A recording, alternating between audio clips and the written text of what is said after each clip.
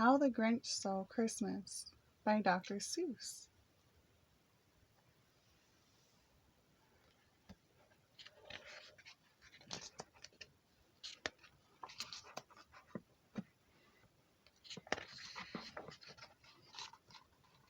For Teddy Owens. Originally published in 1957. It's pretty an old story. I like that. Cool. Okay. Mama's going to read now.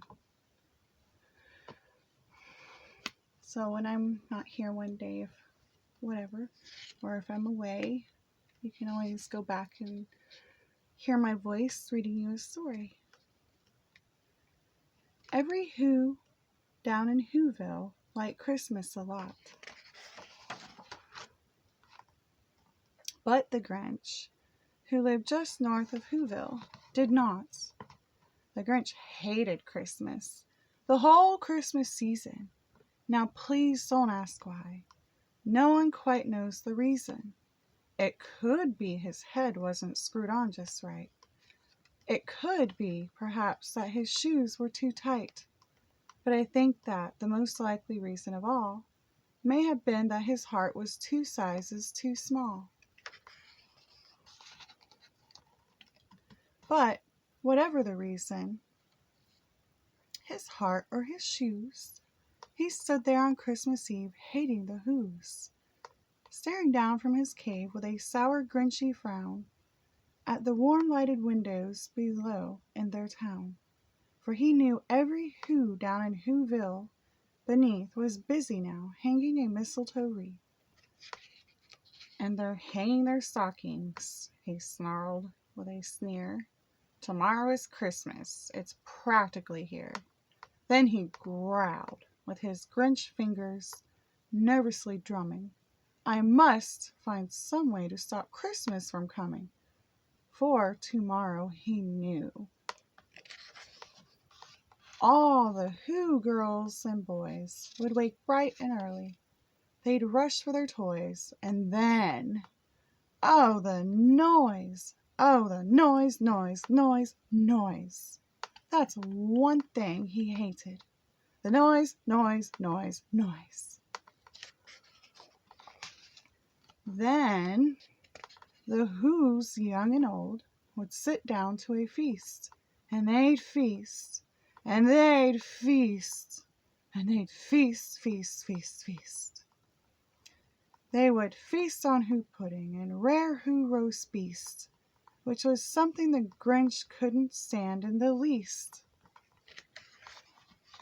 And then they'd do something he liked least of all. Every Who down in Whoville, the tall and the small, would stand close together with Christmas bells ringing.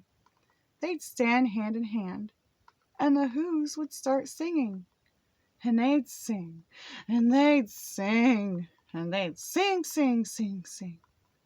And the more the Grinch thought of this Who Christmas scene, the more the Grinch thought, I must stop this whole thing. Why, for 53 years I've put up with it now. I must stop this Christmas from coming, but how? Then he got an idea, an awful idea. The Grinch got a wonderful, awful idea. I know just what to do. The Grinch laughed in his throat, and he made a quick Santa Claus hat and a coat, and he chuckled and clucked. What a great Grinchy trick! With this coat and this hat, I look just like Saint Nick. All I need is a reindeer. The Grinch looked around, but since reindeer are scarce, there was none to be found. Did that stop the old Grinch? No! The Grinch simply said, if I can't find a reindeer, I'll make one instead. So he called his dog Max. Then he took some red thread and he tied a big horn on the top of his head. Then he loaded some bags and some old empty sacks on a ramshackle sleigh, and he hitched up old Max. Then the Grinch said, "Giddy up!" And the sleigh started down toward the homes where the Who's lay a snooze in their town. All their windows were dark, quiet snow filled the air. All the Who's were all dreaming sweet dreams without care when he came to the first little house on the square. "This is stop number 1, the old Grinchy Claus hissed, and he climbed to the roof, empty bags in his fist. Then he slid down the chimney, a rather tight pinch, but if Santa could do it, then so could the Grinch. He got stuck only once for a moment or two. Then he stuck his head out of the fireplace flute, where the little Who's stockings all hung in a row. "These stockings," he grinned, "are the first things to go." Then he slithered and slunk, with a smile most unpleasant, around the whole room, and he took every present: pop guns and bicycles, roller skates, drums, checkerboards, tricycles, popcorns, and plums, and he stuffed them in bags. Then the Grinch, very nimbly, stuffed all the bags, one by one, up the chimney. Then he slunk to the icebox. He took the Who's feast. He took the Who pudding. He took the roast beast. He cleaned out that icebox as quick as a flash. And why, that Grinch even took their last can of Who hash.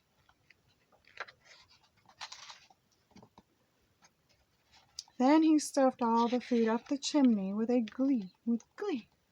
"And now," grinned the Grinch, "I will stuff up that tree." And the Grinch grabbed the tree, and he started to shove when he heard a small sound like the coo of a dove. He turned around fast, and he saw a small Who, little Cindy Lou who was not more than 2. The Grinch had been caught by this teeny Who daughter, who got out of bed for a cup of cold water.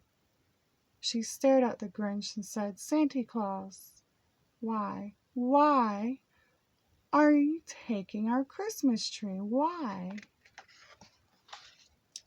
But you know, that old Grinch was so smart and so slick, he thought up a lie, and he thought it up quick.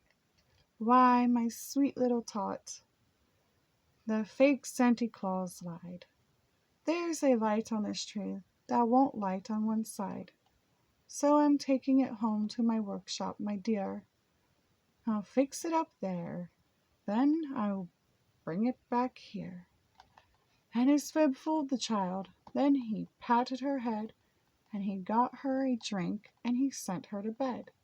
And when Cindy Lou Who went to bed with her cup, he went to the chimney and stuffed the tree up.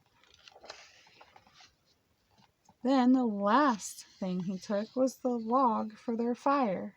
Then he went up the chimney himself, the old liar. On their walls he left nothing but hooks and some wire. And the one speck of food that he left in the house was a crumb that was even too small for a mouse.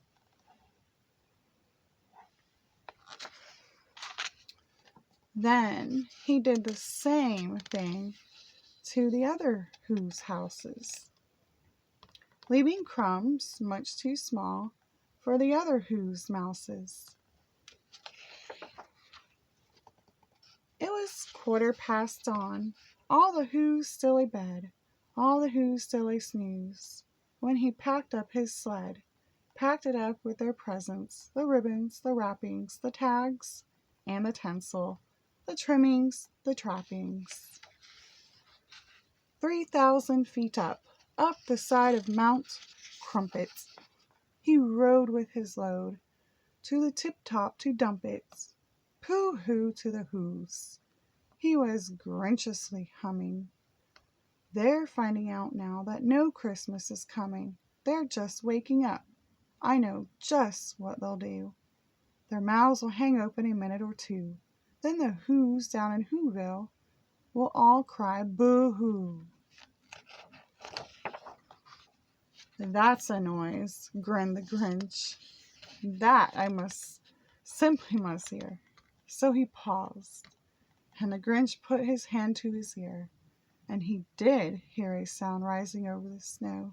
It started in low, then it started to grow. But the sound wasn't sad. Why, this sound sounded merry. It couldn't be so. But it was merry, very. He stared down at Whoville. The Grinch popped his eyes. Then he shook. What he saw was a shocking surprise.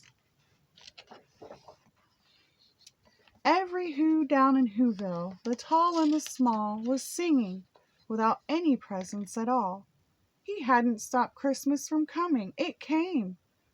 Somehow or other, it came just the same. And the Grinch, with his Grinch feet ice cold in the snow, stood puzzling and puzzling. How could it be so? It came without ribbons. It came without tags. It came without packages, boxes, or bags. And he puzzled 3 hours till his puzzler was sore. Then the Grinch thought of something he hadn't before. Maybe Christmas, he thought, doesn't come from a store. Maybe Christmas, perhaps, means a little bit more. And what happened then? Well, in Whoville they say that the Grinch's small heart grew 3 sizes that day. And the minute his heart didn't feel quite so tight, he whizzed with his load through the bright morning light, and he brought back the toys and the food for the feast. And he himself, the Grinch, carved the roast beast. The end.